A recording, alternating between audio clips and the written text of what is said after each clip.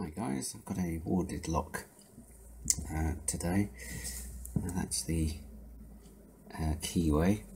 And I bought this by mistake and didn't really know how to go about opening it. It comes with this key,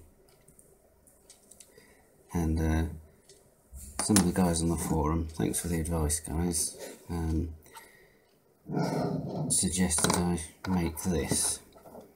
That's it was originally a key like this one, but I filed down both sides and just left the point on it. I'll just show the actual original key working.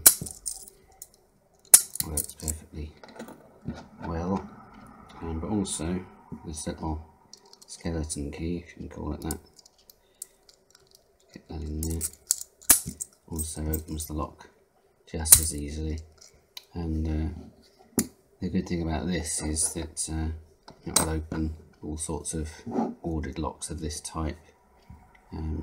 These other notches are just specific to that lock and don't actually contribute to the security of it at all. So that's just one way you can make a warded lock kind of skeleton key.